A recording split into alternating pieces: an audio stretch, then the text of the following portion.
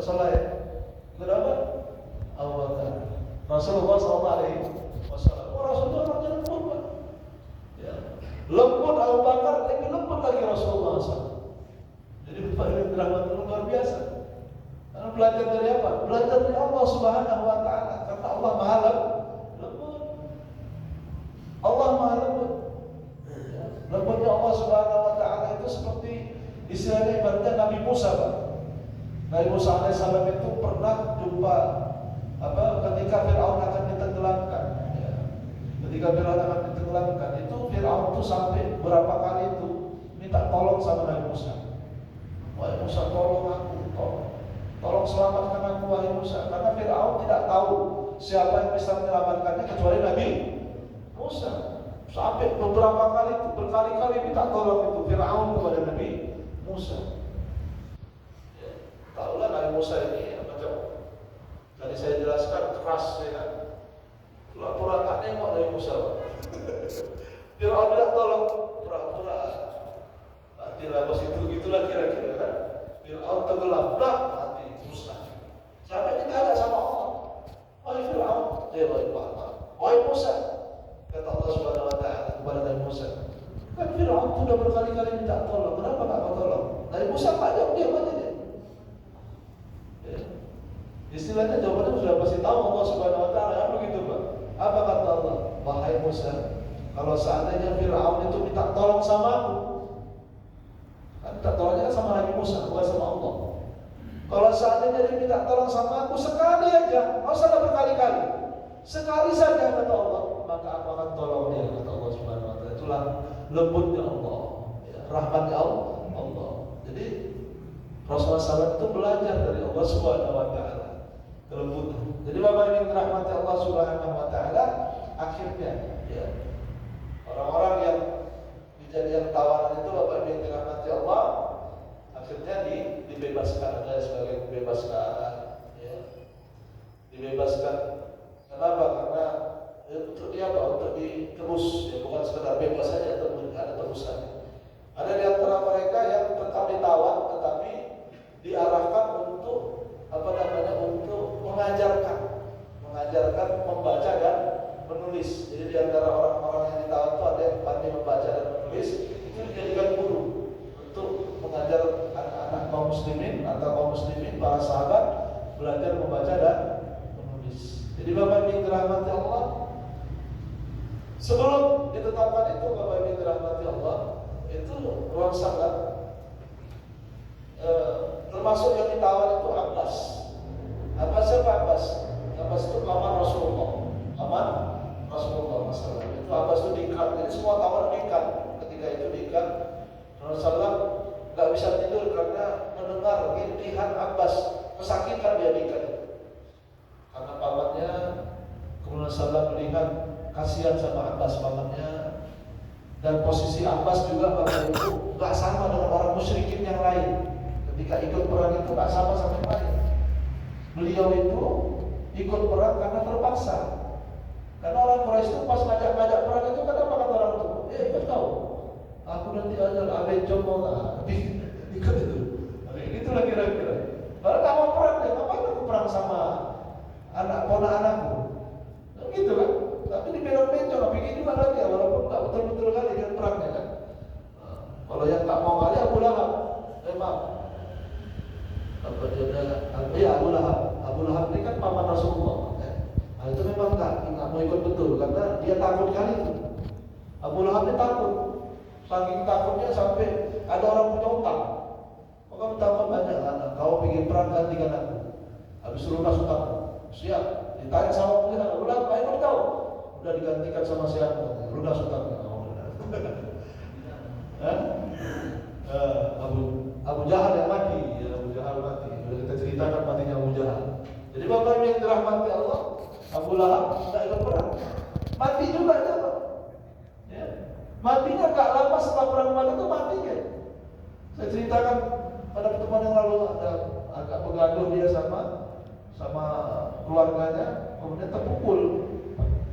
Makanya terpukul, kemudian luka, dan luka itu menyebabkan membusukkannya luar biasa sampai bau, dan akhirnya meninggal dan jasadnya bau.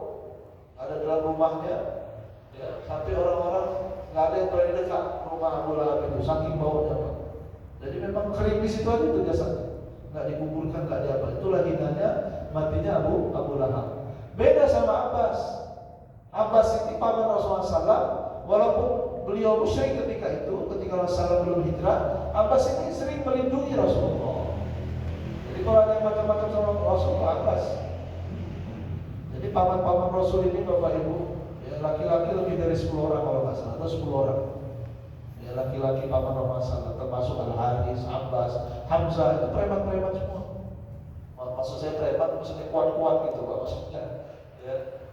Jadi kalau ada OKP, itu pimpinan-pimpinan OKP-nya dulu di sana. Ya.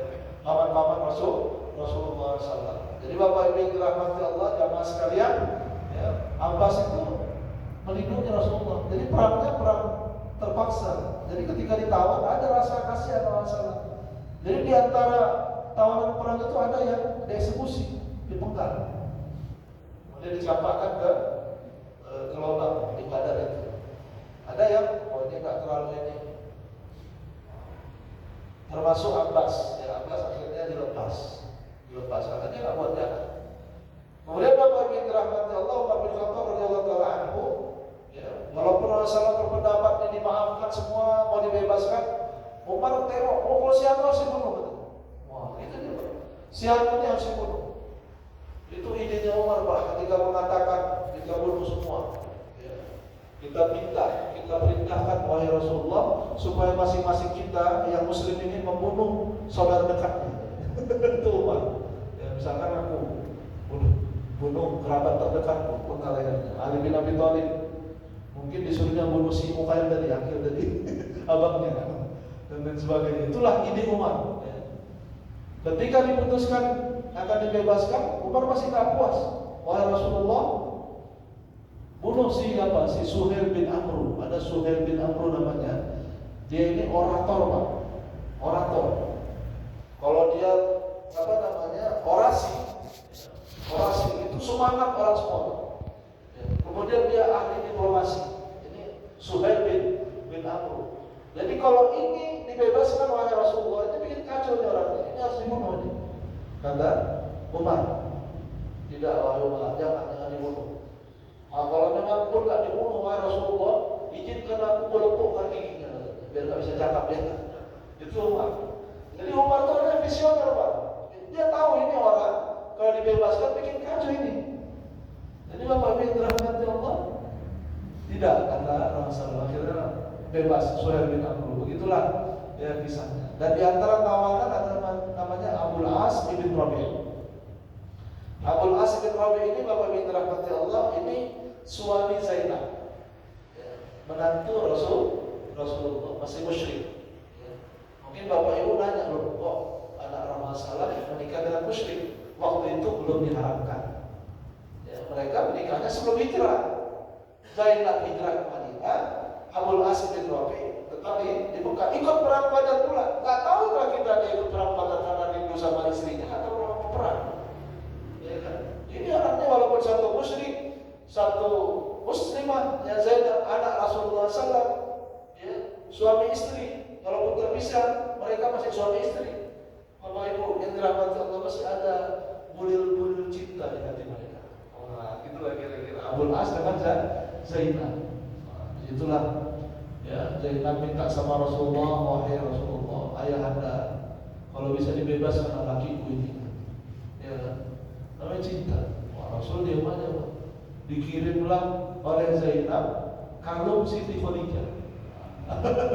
Jadi Zainab itu waktu Siti Khadijah masih hidup dikasih kalung sama Siti Khadijah. Zainab ini dikasih sama mamanya kan, kasih kalung. Itu kan kalung Siti Khadijah.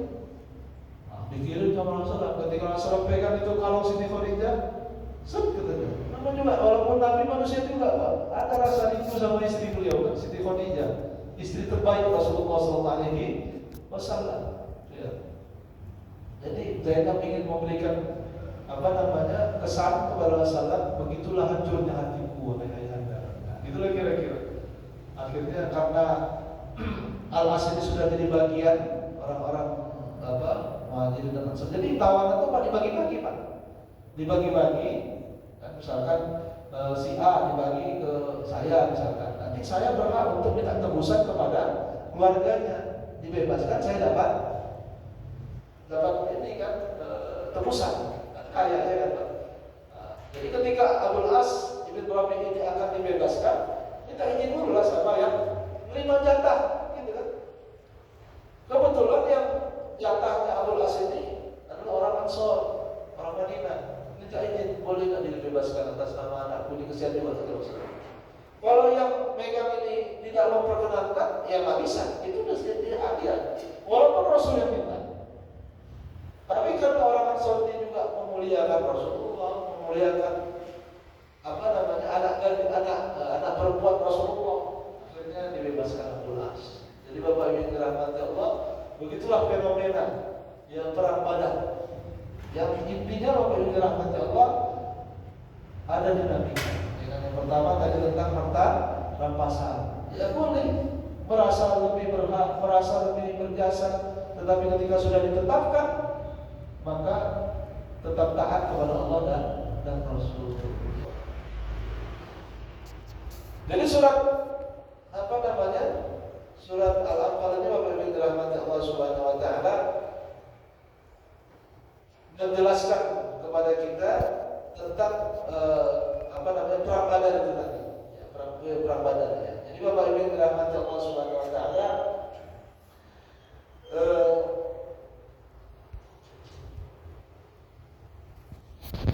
perang Badar surat Al-Anfal ini membuka tabir apa yang ada dalam hati para sahabat. Contohnya Bapak Ibu yang dirahmati Allah disebutkan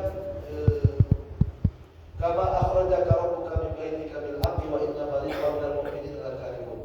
Jadi sebelum perang Badar itu kan ada rapat ya Pak, rapat. Gimana kita perang aja apa pulang? Gitu kan, untuk musyawarah sama sahabat.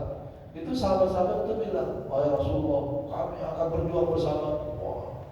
Walaupun engkau memerangi 14 kabilah terkuat sampai ke Yaman sana, kami ikut denganmu. Itu kan bahasa-bahasa patriotik Pak, ya kan? Seolah-olah para sahabat ini siap bersama Rasulullah. Allah Maha tahu apa yang ada dalam hati mereka, itu Maha tahu. Siap-siap perang. Di sini disebutkan kama akhrajaka rabbuka min baitika bil haqqi wa inna fariqan minal mu'minina lakarihun. Sebetulnya kan enggak mau perang. Ya. Kalian ngomongnya soal kami berjuang bersama Rasulullah, kami dalam hati Allah tahu kalian takut kata Allah. Ya. Nengok pasukan lebih banyak, kalau cuma 314 orang pasukan hampir 1000, pasti takut. Allah Maha tahu. Wa inna fariqan minal mu'minina lakarihun. Dibongkar Allah apa yang dalam hati. Maka ketika datang ghanimah, datang tawanan perang, itu dalam hati mereka itu udah terkeluar. Kalau bisa aku dapat siapa lah, ini harganya mahal nih. Karena tawanan itu Pak, itu macam-macam. Udah ada harga-harganya. Kalau ini harganya mahal nih, karena ini pembesar. Ya. Kalau ini harganya murah, karena pengecil, pengurus. Jadi kan kalau progres itu ada pembesar dan pengurus Pak. Kalau pengurus itu kurus-kurus. Jadi Bapak Ibu yang dirahmati Allah Subhanahu wa taala, ada harganya. Itu semua kepingin yang inilah biar tebusannya besar. Kepingin yang ini, ada yang udah kepingin yang ini, rupanya dapat pula. Jatahnya Abul As, suami Zainab tadi, diminta sama Rasul, paslah barang itu ya kan. Nah itu bukannya sesuatu yang ringan, berat juga itu. Ya, apalagi dalam keadaan di Madinah itu Bapak Ibu. Kesulitan di Madinah itu sampai biasa Rasul dan para sahabat itu gak makan 3 hari Pak. Itulah sulitnya di Madinah itu. Jadi dapat harta rampasan, dapat ghanimah, dapat tawanan itu ini rezeki. Ya. Kalau bapak ibu masih makan 3 kali sehari, betul tak? Bapak-bapak ibu makannya berapa kali sehari? Hah? 6 kali. Ada yang 2? Gak percaya Pak, yang 5 pun ada. Iya, pagi sarapan, ya kan? Siang sarapan apa? Makan siang. Sore mentong. Ya, malam, maghrib makan, jam 11 makan lagi 5 kali. Rasulullah SAW, para sahabat yang namanya tak makan 3 hari sekali itu Pak, biasa itu. Menunjukkan apa? Sulit itu hidup di Madinah. Jadi dapat ghanimah, dapat tawanan itu, wah ini rezeki nih. Oh kalau dapat di perang Badar udah gak kelapa bisa datang ke sana beli makanan sebanyak-banyaknya.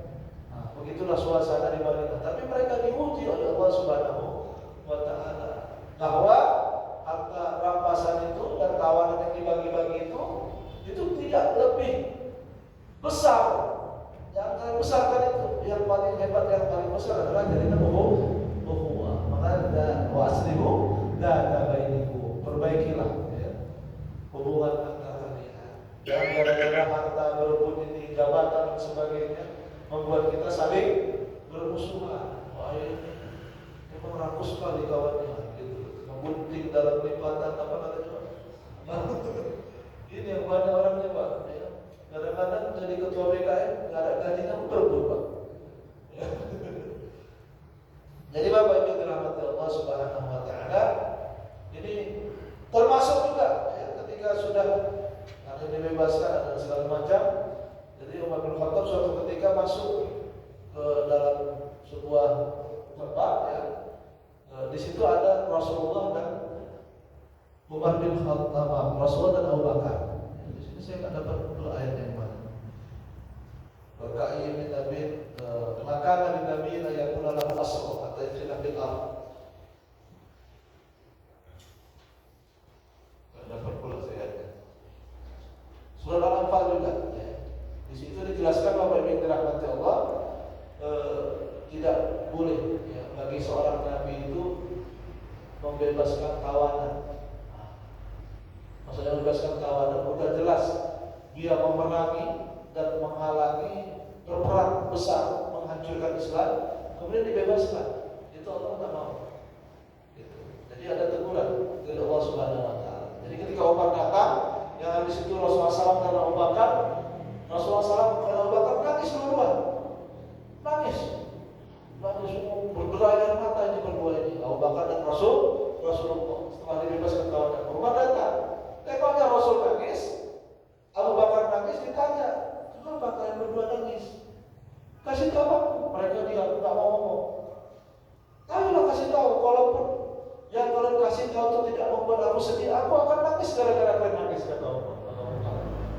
Umar ini Pak, walaupun badannya tegap, besar, berani, ya, tapi tukang penangis juga jadi. Ya. Jadi dalam riwayat itu sampai di bibir rumah itu ada macam paret gitu Pak. Paret ya karena saking seringnya keluar dari mata itu. Sampai berparet pipinya. Nah, itulah Umar bin Khattab radhiyallahu anhu. Apa kata Rasulullah? Wahai umat, telah turun ayat wa makana dinabiyyin ayakuna lahu asra dari jinatil ard. Tidak diizinkan ya, bagi seorang nabi boleh membebaskan tawanan yang sudah jelas-jelas lah istilahnya apa, menghancurkan Islam, memerangi Islam, mempunyai perang untuk mengecilkan Islam, menghancurkan Islam. Nah, itulah kira-kira. Menentang dakwah. Itu orang-orang yang itu penggal aja kata Allah. Itulah kira-kira. Berarti ayat ini ya, ayat ini sepakat dengan ini siapa? Umar. Kan gitu Pak. Kalau dengar ayat itu kira-kira Umar bagaimana perasaannya? Sudah keren aku bilang kan itu kan. Kan aku bilang. Tapi Umar tak begitu. Tapi dalam ayat itu menjelaskan. Ya udah, yang kalian putuskan itu nggak masalah kata Allah. Kenapa? Ini ayat selanjutnya artinya begitu kira-kira. Yang diputuskan kemarin nggak masalah. Kenapa? Karena belum ada ketetapan dari Allah. Allah kan belum ada ketetapan itu boleh dibebaskan atau tidak. Tapi habis ini jangan lagi buat kata Allah. Kalau memang ada dapat dunia dari situ, ya silakan dimakan, nggak apa-apa kata Allah. Artinya walaupun ditegur oleh Allah, ya, tetapi apa yang dilakukan itu memang belum pernah ada larangan, sehingga nggak masalah, ya nggak apa-apa. Kalaupun sudah jadi harta dan dimakan nggak apa-apa. Tetapi Allah menegaskan kalau seandainya Bapak ingin dirahmati Allah, itu terjadi lagi, nah, jangan lagi kasih ampun kata Allah Subhanahu Wa Taala. Makanya Bapak Ibu setelah itu nggak ada lagi ampun, orang sama Yahudi bantai terus. Kenapa? Kata mereka sudah menentang Allah dan Rasul. Jadi dalam perang itu Pak, bukan semua orang kafir yang ditawan itu dipenggal. Yang dipenggal itu siapa? Orang-orang kafir yang sudah jelas-jelas ikut serta dan perannya besar ya, menghancurkan Islam. Tapi kalau yang tidak ada perang, dia cuma petani, ikut perang hanya cuma ikut-ikutan, itu dibebaskan itu Pak. Itulah rahmatnya Islam. Ya. Itulah rahmatnya Islam. Makanya Bapak Ibu rahmati Allah, ya kita bersyukur kita nggak ada perang. Ya. Kalau memang ada perang, mungkin kita kupas ya ayat-ayat ini, ya, sejarah masalah supaya kita memahami hukum-hukum. Jadi ada hukum-hukumnya dan berkembang terus. Inilah gunanya kita belajar sejarah Nabi Muhammad Sallallahu Alaihi Wasallam. Masalah itu kadang keras, kadang juga lembut, nggak lembut terus. Nggak ada kerasnya, nggak juga. Nggak keras saja, nggak ada lembutnya, nggak juga. Tahu kapan lembut, tahu kapan keras. Nah itu, di situ hikmahnya dakwah itu Nabi Muhammad Sallallahu Alaihi Wasallam. Kalau berani ya, orang paling berani. Jadi Bapak Ibu, nggak ada orang yang seberani Rasulullah SAW. Siapapun dia. Jadi di antara sahabat itu yang paling kuat itu Pak, bertempur itu Ali bin Abi Thalib radhiyallahu taala. Ali bin Abi Thalib itu kalau udah bertempur itu wah luar biasa. Kalau tanding 1 lawan 1 pukulan, nah, itu Ali gak ada yang bisa mengalahkan dia. Sampai akhirnya Bapak Ibu dirahmati Allah, Rasulullah pernah mengatakan, ada wahai Ali, ada. Siapa wahai Rasulullah? Nanti kau datang ke sebuah tempat tersembunyi, kau jumpa orang. Rupanya datang Ali ke sana, jumpa orang tutup muka, semua tertutup, muka tutup, cuma matanya nampak. Berbulan, kalah Ali. Ali kalau kemana? Siapa lagi? Rupanya Rasulullah SAW. Jadi Bapak Ibu dirahmati Allah Subhanahu Wa Taala, Rasulullah berani. Pada perang Badar itu kan Rasul di depan, tapi sahabat mengatakan jangan di depan Rasulullah. Para sahabat ingin mendapatkan berkahnya Rasulullah, karena sampai belakang itu berdoa, bermunajat kepada Allah supaya diberikan kemenangan. Kekuatan itu jauh lebih hebat daripada harus bertempur berdasar depan. Dan Rasulullah itu berani Pak, bukan penakut. Pernah pada perang Ahzab, ya kan, seberang paling itu ada 3 orang, ya. Dan diantaranya namanya ada Amr bin Wud. Amr bin Wud ini waktu itu umurnya udah 90 tahun Pak. Tapi di kalangan bangsa Arab, Amr bin Wud ini, ya, orang yang paling ditakuti, tidak ada satu orang pun yang berani lawan tanding dengan dia 1 lawan 1, paling berani. Sampai Rasulullah teriak, siapa di antara kalian yang bisa melawan Amr bin Wud? Gak ada sahabat yang mau berdiri Pak. Sahabat gak ada yang mau berdiri. Wah kalau ini enggak lah kata orang begitulah jadi manusiawi. Sampai akhirnya Rasulullah mengatakan kalau kalian gak ada yang maju, aku yang maju kata Rasulullah. Itulah berani Rasulullah. Akhirnya Ali bin Abi Thalib mengatakan, aku wahai Rasulullah. Ali tadi memang mau ini ada masih belia, masih pemuda. Ya. Ali bin Abi Thalib ini Bapak Ibu rahmati Allah ketika itu dan punya semangat yang tinggi.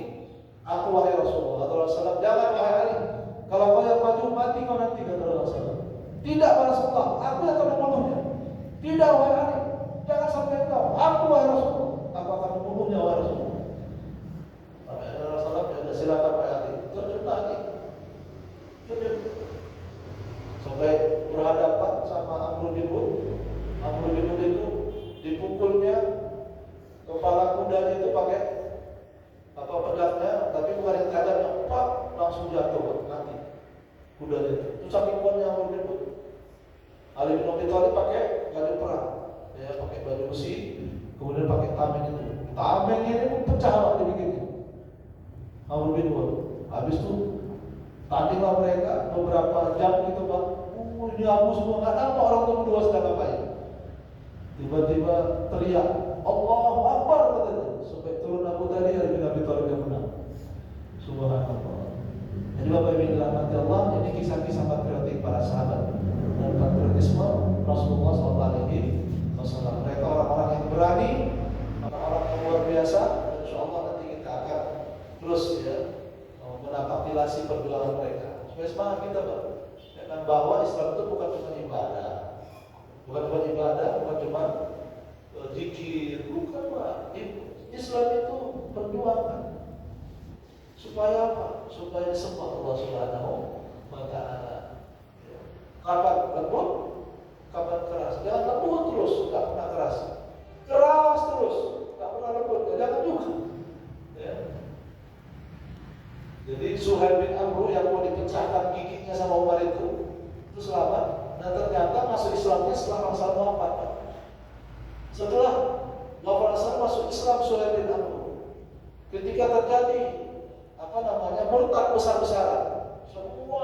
umat Islam murtad kecuali Mekah dan Madinah. Yang Taif ada 3 aja yang tak murtad, yang lain semua murtad. Di Mekah itu orang tak jadi murtad gara-gara Suhail bin Amr. Ya, tadinya mau murtad juga. Berdiri Suhail bin Amr jadi khatib, orasi dia, mengatakan kata-kata semangat sehingga orang-orang Mekah akhirnya kuat bersama Rasulullah SAW. Jadi itu loh, dia tak jadi dibunuh dia, Pak. Kalau dibunuh Suhail bin Amr ketika itu, siapa yang bisa meyakinkan orang Mekah untuk bersama Rasulullah ketika itu? Ketika zaman Abu Bakar Siddiq radhiyallahu taala. Baik Bapak Ibu dirahmati Allah, ini mungkin yang bisa saya sampaikan. Terima kasih atas segala perhatian dan mohon maaf atas segala kekurangan. Kira-kira ada yang mau didiskusikan, Pak? Silakan. Belum diakhiri karena sudah hampir 6:30 mau saya